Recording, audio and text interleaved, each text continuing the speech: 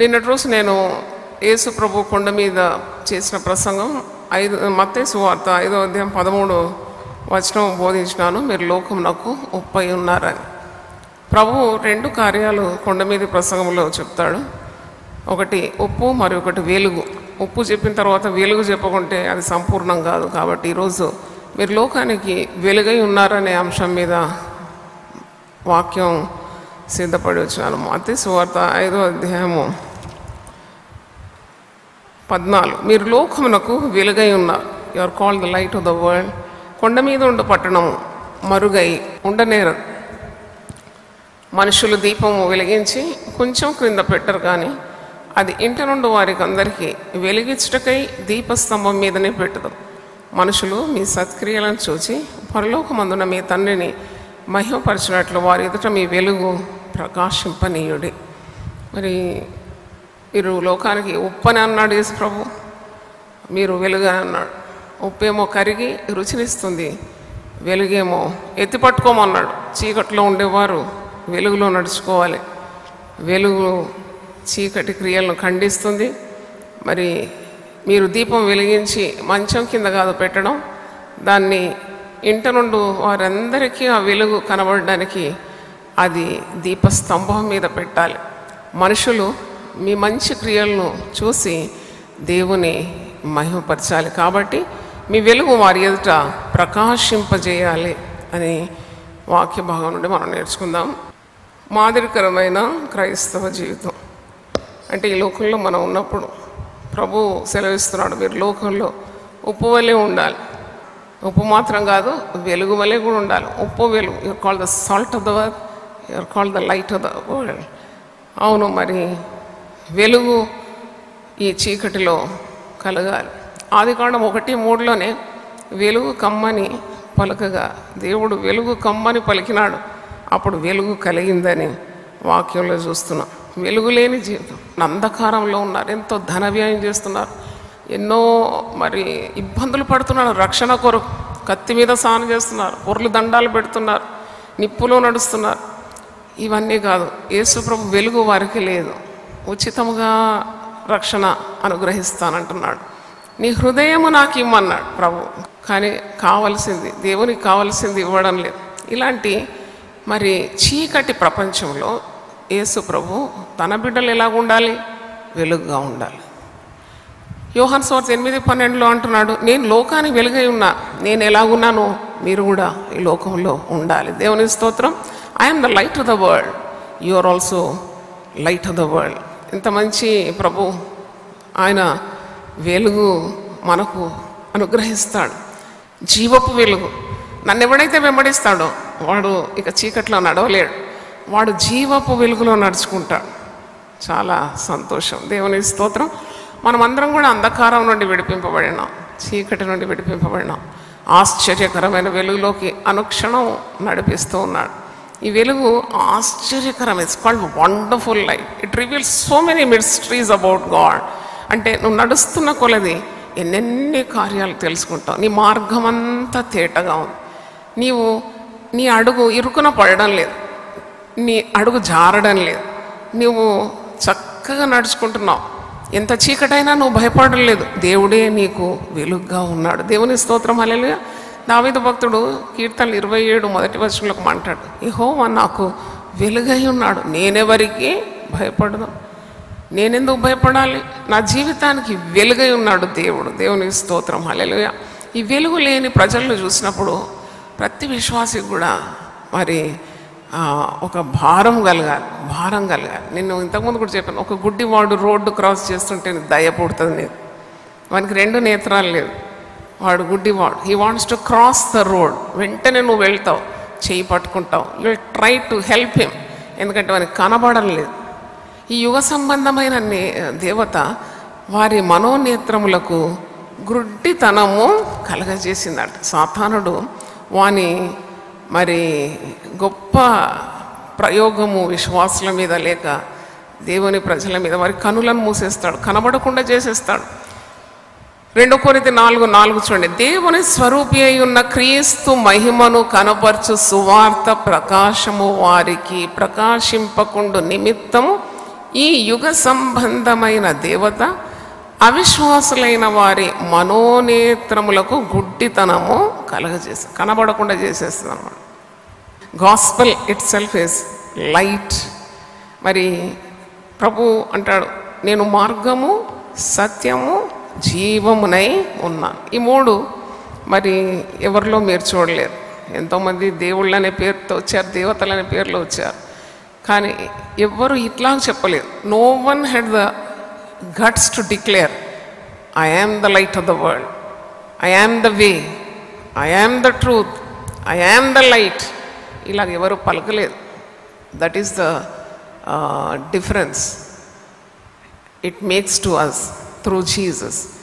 యోహాను సువార్త 1వ అధ్యాయంలో కూడా 3వ వచనంలో మీరు చూస్తారు, ఆయనలో జీవం ఉండెను, ఆ జీవము మనుషులకు వెలుగై ఉండెను. దేవుని స్తోత్రం, హల్లెలూయా.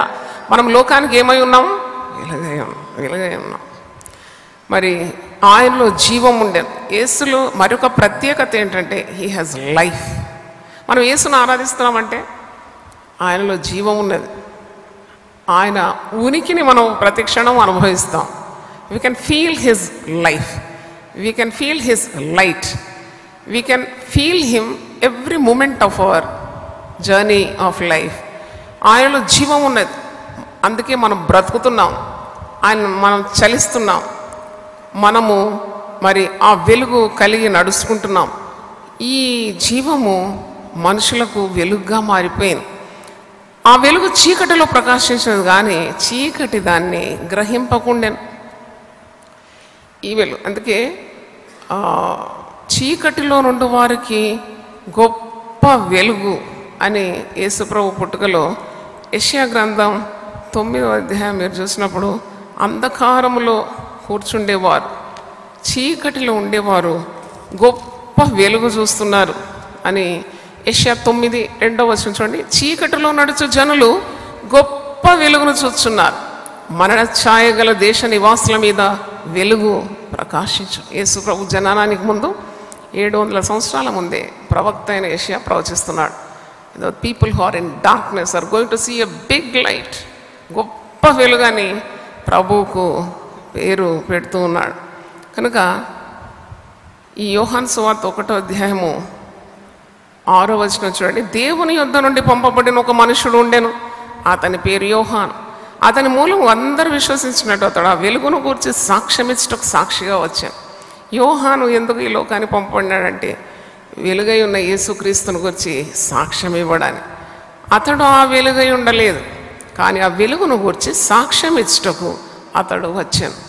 నిజమైన వెలుగు ఉండెను, అది లోకంలోనికి వచ్చుచు ప్రతి మనుషుని వెలిగించుచున్నది. దేవుని స్తోత్రం, hallelujah. You to light the world అన్నమాట. చీకట్లో ఉంటే నువ్వు వెలుగందియా, నువ్వు వెలిగింపబడినావు, ఆ వెలుగును ఇతరులకు అందించాలి. నిజమైన వెలుగు ఈ లోకానికి వచ్చి ప్రతి మనిషిని వెలిగించింది కాబట్టి నీవు పొందుకున్న వెలుగును ఇతరులకు అందించాలనే ఒక తాపత్రయం, తపన నీకు చాలా అవసరమని గమనించాలి. అందుకే ఫిలిప్పీ పత్రిక 2వ అధ్యాయం 15-16లో మీరు చీకటిలో అంధకారంలో మగ్గుతున్న మూర్ఖుల మధ్యలో ఉన్నారు, మీరు మీ దగ్గర వెలుగు ఉంది, ఆ వెలుగు ఏంటి? జీవ వాక్యము. దీన్ని పట్టుకొని మీరు వెలుగులో ఏం కావాలి? ప్రకాశించాలి, జ్యోతుల వలె కనబడాలి అని అంటున్నాడు. దేవునికి స్తోత్రం, హల్లెలూయా. కాబట్టి ఏంటి? కేవలం సేవకులు, పాస్టర్లు, సేవకురాండ్లు మాత్రమే వెలుగుగా ఉండాలనా? యేసుప్రభు అలాగా అనలేదు. యేసుప్రభు అన్నాడు, యేసుప్రభునందు విశ్వసించే ప్రతివాడు కూడా లోకానికి వెలుగై ఉన్నాడు. దేవుని స్తోత్రం, హల్లెలూయా. వెలుగును ప్రకటించడానికి వారి ప్రాణాలు కూడా అర్పించుకున్నారు.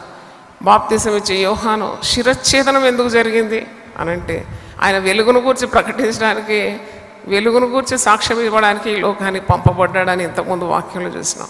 But he had to encounter death. His head was severed just because he condemned adultery. చూడండి, వ్యభిచారం అనే పాపాన్ని ఖండించినందుకు ఆయన శిరచ్ఛేదనం జరిగింది. కాబట్టి వెలుగును మనం ప్రకటించేటప్పుడు మన ప్రాణాలు కూడా లెక్క పెట్టుకోకూడదు. ఎందుకంటే we have to keep on spreading light. That is what we are meant for. నువ్వు లేవాలి. యెషయా 60 ద్వారానే సేవ ఆరంభములో దేవుడు నాకు దర్శనమిచ్చి ఈ మాట ద్వారా మాట్లాడినాడు. చూడుము, లోకమును చీకటి కమ్ముచున్నది, కటిక చీకటి జనములను కమ్ముచున్నది. యెషయా 62. చూడుము, భూమిని చీకటి కమ్ముచున్నది, కటిక చీకటి జనములను కమ్ముచున్నది. యెహోవా నీ మీద ఉదయించున్నాడు, ఆయన మహిమ నీ మీద కనబడుచున్నది. 1 నీకు వెలుగు వచ్చున్నది, లెమ్ము తేజరిల్లుము, యెహోవా మహిమ నీ మీద ఉదయించును. దేవునికి స్తోత్రం, హల్లెలూయా. పౌలు సంగతి ఆలోచిస్తే కూడా ఆయనను అన్యజనులకు వెలుగ్గా, అన్యజనులకు అపోస్తలుగా దేవుడు నియమించినాడు. పౌలు జీవితం అంతా చీకటిమయం కదా. ఒకప్పుడు అపోస్తల కార్యం 8వ అధ్యాయంలో చూసినప్పుడు సంఘమును పాడు చేసినాడు, స్త్రీలను పురుషులను హింసించినాడు, సంఘముకు ఎదురుగా నిలబడుతున్నాడు, క్రైస్తవత్వానికి ఎదురుగా నిలబడుతున్నాడు, ఎన్ని ఇబ్బందులు పెట్టినాడు. కానీ దేవుని దర్శనం, గొప్ప వెలుగు చూసినాడు. అపోస్తల కార్యం 8వ అధ్యాయంలో మీరు చూసినప్పుడు సౌలు మరి దేవుని యొక్క మహా వెలుగును 9వ అధ్యాయం చూడండి, గొప్ప వెలుగు ద్వారా ఆయన మరి నేల మీద పడిపోయినాడని, అతను దర్శనము పొందుకున్నాడని చూస్తున్నాం. 9 పౌలు ఇంకాను ప్రభు యొక్క శిష్యులను బెదిరించటేను హత్య చేయటేను తనకు ప్రాణాధారమైనట్టు ప్రధాన యాజకుని యొద్దకు వెళ్ళి ఈ మార్గమందున పురుషులనైన స్త్రీలనైన కనుగొనేట్ల వారిని బంధించి యెరూషలేమునకు తీసుకొని వచ్చుటకు దమస్కులోని సమాజంలో వారికి పత్రికలు ఇమ్మని అడిగాను. అతడు ప్రయాణము చేయొచ్చు దమస్కు దగ్గరికి వచ్చినప్పుడు అకస్మాత్తుగా ఆకాశము నుండి ఒక వెలుగు అతని చుట్టూ ప్రకాశించాను. దేవుని స్తోత్రం, హల్లెలూయా. ఆ వెలుగు చీకట్లో ఉన్న సౌలు మీద అకస్మాత్తుగా ఆకాశం నుండి ఒక వెలుగు అతని చుట్టూ ప్రకాశించాను. అప్పుడు అతడు నేల మీద పడి, సౌలా సౌలా నీ వేళ నన్ను హింసించున్నావని తనతో ఒక స్వరము పలుకుట వినాను. అలాగ అతను వెలుగు చూచి కన్నులు తెరిచి చూడలేకపోతున్నాడు, ఎందుకంటే అంత ప్రకాశమైన వెలుగు అతన్ని కమ్ముకున్నది. 3 దినములు అతడు చూపు లేక అన్నపానములు ఏమీ పుచ్చుకొనక ఉండేను. అప్పుడు అననీయ అనే ఒక దైవజనుడు వచ్చి ప్రార్థన చేసినప్పుడు ఆయన కన్నుల మీద నుండి పొరలు రాలి దృష్టి కలిగి బాప్తిసం పొంది ఆహారం పుచ్చుకున్నాడు అని వాక్యంలో మనం చూస్తున్నాం. 15వ వచనం చూడండి, అపోస్తలుల కార్యం 9:15.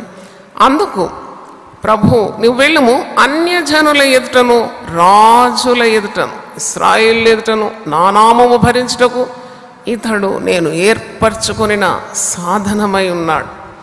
ఇతడు నా నామము కొరకు ఎన్ని శ్రమలు అనుభవింపవలనో నేను ఇతనికి చూపుదనని అతనితో చెప్పాను.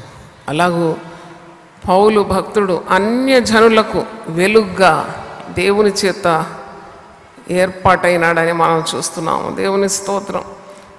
నరుని ఆత్మ యెహోవా పెట్టిన దీపము అని సామెతలు 20:27లో చూస్తున్నాం. చూడండి, రక్షింపబడిన తర్వాత మన హృదయాల్లో క్రీస్తు యొక్క వెలుగు ప్రకాశిస్తుంది. అందుకే పాపం చేయలేం. క్రీస్తు బీజం మనలో ఉంది కాబట్టి వీ కెనాట్ సిన్. ఆ వెలుగు మనకు దారి చూపెడుతుంది. ఎందుకంటే నువ్వు ఈ పాపం చేస్తే నీకు దేవుని ఉగ్రత నీ మీదకి వస్తుంది, నీ జీవితం పతనమైపోతుంది, తప్పుకో అని చెప్పేది ప్రభు స్వరం, ప్రభు వెలుగు మనకు ప్రత్యక్షమవుతుంది, మనల్ని నడిపిస్తుంది. కనుక భక్తిహీనుల మార్గమైతే గాఢాంధకారమయం. దేవుని వాక్యము మన చేతిలో ఉంది, ఇది మన పాదానికి దీపము, మన త్రోవకు వెలుగై ఉన్నది. సామెతలు 4:18-19 చదివితే పట్టపగలకు వరకు వేకువ వెలుగు తేజరిల్లినట్లు నీతిమంతుల మార్గము అంతకంతకు తేజరిల్లు. దేవుని స్తోత్రం, హల్లెలూయా. అంటే యేసు ప్రభువును కలిగిన మనకు నిత్యమైన వెలుగుగా ఉన్నాడు ప్రభు. ఆయన వాక్యమే మన పాదానికి ఏమై ఉంది? దీపం. మన పాదానికి దీపం కావాలి, మన త్రోవలో వెలుగు కావాలి. అన్యులను కలుసుకున్నప్పుడు ఏదో లోకరీతిగా ఉన్న కబుర్లు చెప్పుకోవద్దు, కొన్ని మాటలు చెప్పాలి, దేవుని వెలుగుమయమైన మాటలు. దేవుని స్తోత్రం, హల్లెలూయా. నువ్వు లోకానికి ఏమై ఉన్నావు? వెలుగై ఉన్నావు. కాబట్టి అన్యుల దగ్గర లేదు. అన్యులు ఎప్పుడు కూడా ఆశతో ఎదురు చూస్తున్నారు. నీ నోటి నుండి వెలుగు మాటల కొరకు. ఎందుకంటే వారంతా చీకటి కార్యాలు చేస్తున్నారు, చీకటితో నింపబడినారు. They are eagerly waiting for some words of light from your mouth. దేవుని స్తోత్రం, హల్లెలూయా, హల్లెలూయా. నేను ఆరంభ దినాల్లో బ్యాంకుకి వెళ్ళే మార్గంలోనే బ్యాగ్ నిండా కరపత్రికలు పెట్టుకునేదాన్ని. మరి అంటే దేవుడు పిలిచినాడు కదా నన్ను, దేవుడు పిలిచినాడు అంతే, నాకెందుకు సిగ్గు బిడియం ఎందుకు? అసలు చాలా సిగ్గు బిడియము కలదాన్నే. కానీ ఒక్కసారి దేవుని ఆత్మతో నింపబడిన తర్వాత, దేవుని పిలుపుకు నేను లొంగిన తర్వాత ధైర్యం ఇచ్చినాడు దేవుడు. అయితే బస్ స్టాప్లో ఉండే వాళ్ళందరికీ నేను మరి వెళ్ళి కరపత్రికలు ఇచ్చిన. వాళ్ళు అనుకుంటున్నారు, ఎందుకు ఈ మేడం ఇంత కష్టపడి మరి కరపత్రికలు పాపం మర్యాదగా తీసుకునేది. వాళ్ళు వద్దనుకున్నా తీసుకునేది అవుట్ ఆఫ్ రెస్పెక్ట్. ఒక ఆమె అక్కడ గంభీరంగా నిలబడుతున్నది. అమ్మో, ఈమెను చూస్తేనే నాకు అనిపించింది ఈమె నన్ను తిడుతుందేమో, నేను ఇవ్వను ఆమెకు. గమ్మున ఆమెను వదిలేసి అందరికి ఇచ్చి నేను మళ్ళీ తిరిగి అక్కడ నిలబడుతున్నప్పుడు ఆమెనే స్వయంగా వచ్చింది నా దగ్గరికి. వచ్చి అంటుంది, మేడం మీరు అందరికీ ఏదో ఇచ్చినారు, నన్ను మాత్రం ఎందుకు వదిలేసినారు? అబ్బా, నాకైతే దొరికిందే ఛాన్స్ అనుకున్నాను. నేను సరే అమ్మ, నిన్నెప్పుడు నేను అలా వదలలేదు, మరి మీరు ఏమని అంటారేమో అనుకున్నాను. నేను ఎప్పుడు అనుకున్నాను, నాకు యేసుప్రభు అంటే చాలా గౌరవం అమ్మ. యేసుప్రభు మరి ఆయన నేను రోజు కొలుస్తానమ్మా, ఆ ప్రభు గురించి ఎక్కువ తెలుసుకోవాలని నాకు ఉందంటే ఆమెను పట్టుకున్నాను, ముద్దు పెట్టుకున్నాను, వెంటనే కరపత్రిక ఇచ్చినాను. నేను అడ్రస్ చెప్పినాను, నేను ఎక్కడుంటాను, చర్చ్ అడ్రస్ అంతా చెప్పినాను. మీకు తెలియదు, నేను ఈ కరపత్రిక ఇచ్చిన వాళ్ళు ఎవరు చర్చ్కు రాలేదు. ఈమెనే చర్చ్కు రావడం, సువార్త వినడం, రక్షింపబడడం, బాప్తిసం పొందడం అంతవరకు సాక్షిగా ఉండేది. దేవుని స్తోత్రం, హల్లెలూయా. చూడండి, మనము ఏది ఫలిస్తుందో, ఇది ఫలిస్తుందో, అది ఫలిస్తుందో అనుకోకుండా, వెనుక తీయకుండా దేవుని వాక్యాన్ని ఏం చేయాలి, వెదజల్లుతూ ఉండాలి. దేవుని స్తోత్రం, హల్లెలూయా. చూలాలి గర్భమందు ఎముకలు ఏ రీతిగా ఎదుగుందో ఎవరికి తెలియదు, గాలి ఏ మార్గం గుండా వస్తుందో తెలియదట. అలాగే సమస్తము జరిగించే దేవుని కార్యాలు నువ్వు ఎరుగవు. ఆ సహోదరి ఒక్కటి కోరుకుంది, అమ్మా నేను చనిపోతే నాకు క్రైస్తవ మర్యాదల చొప్పున నాకు భూస్థాపన జరగాలని. ఆమెకు ఉన్నతమైన మరి తెగకు చెందిన స్త్రీ.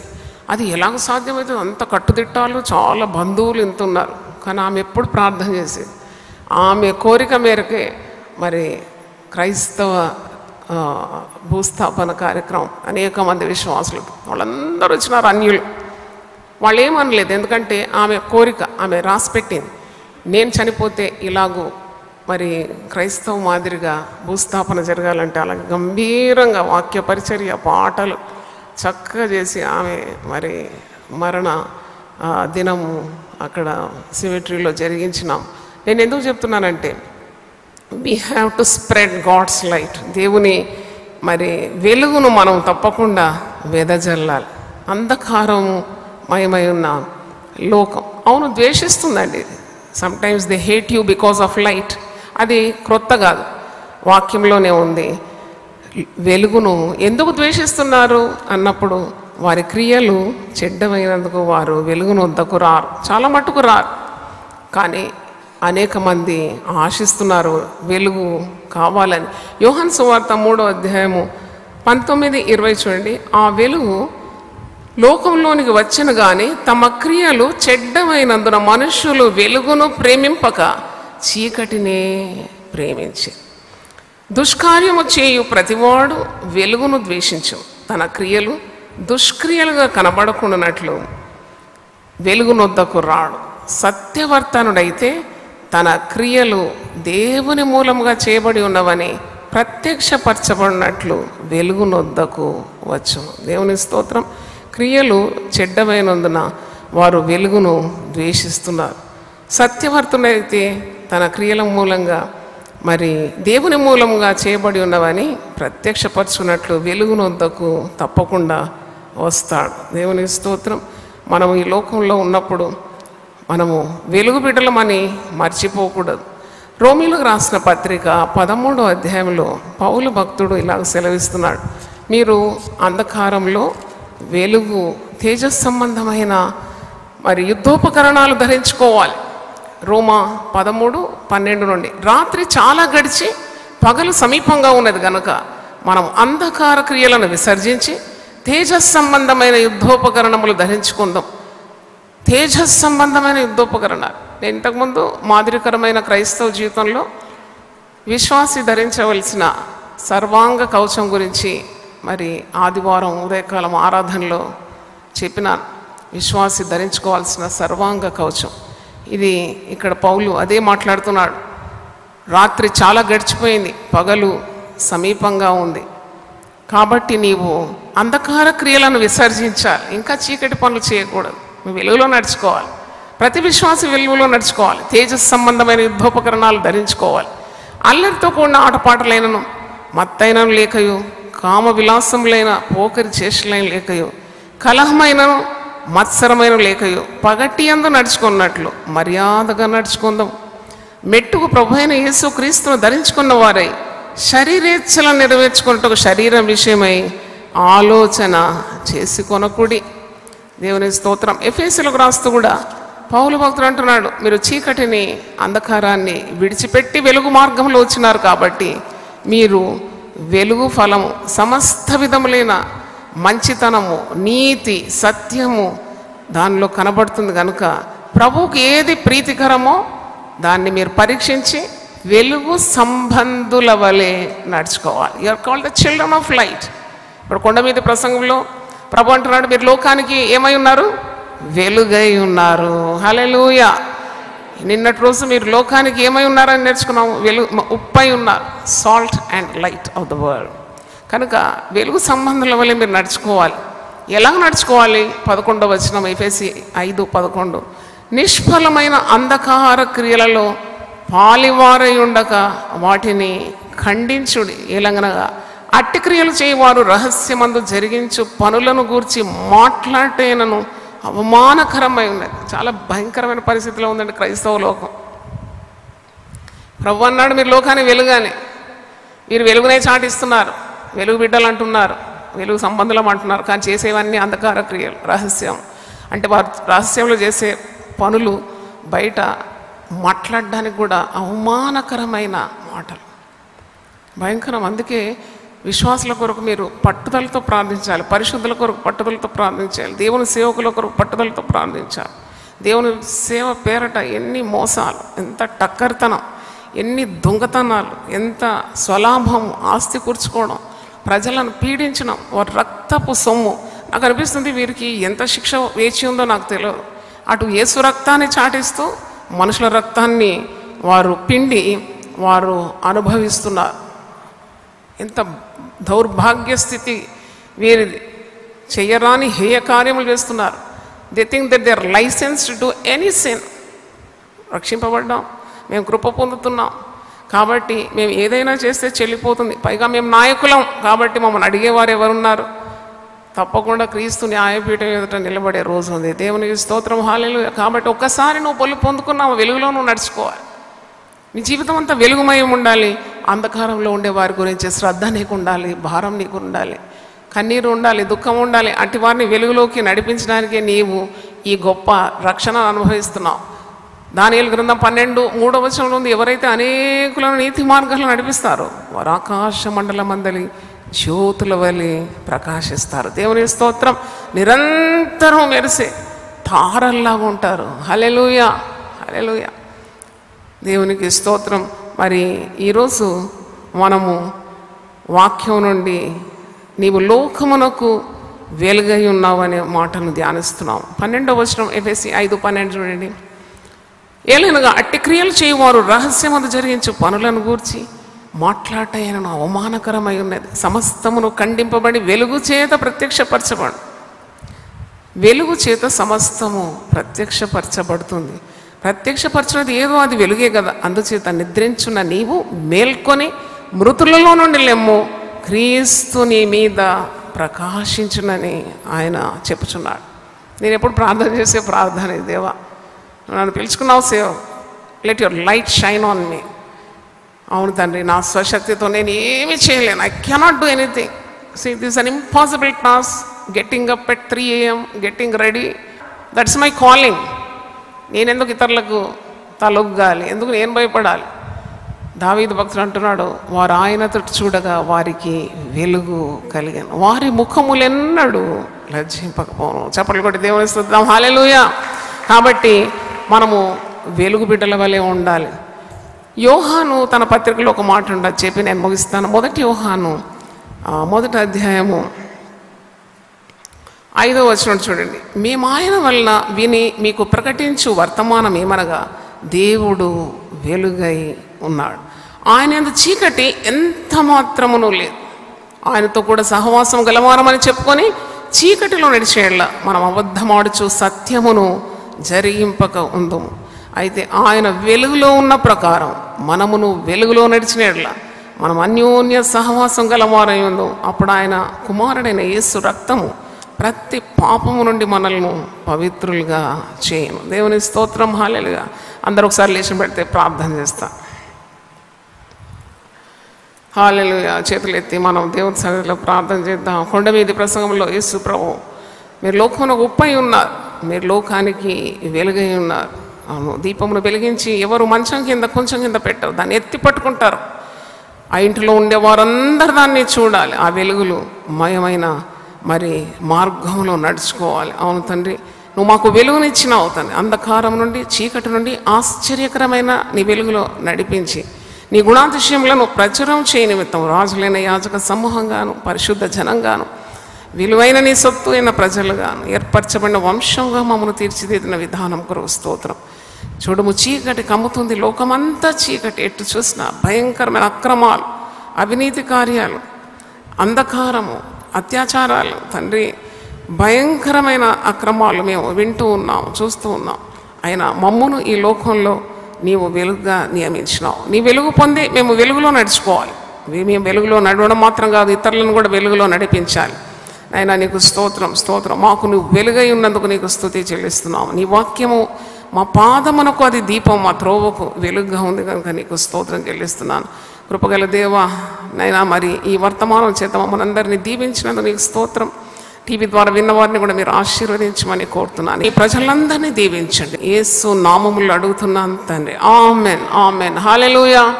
చేతులతో ఒకసారి గట్టిగా దేవుని స్తుతిద్దాం. హల్లెలూయా, హల్లెలూయా, హల్లెలూయా.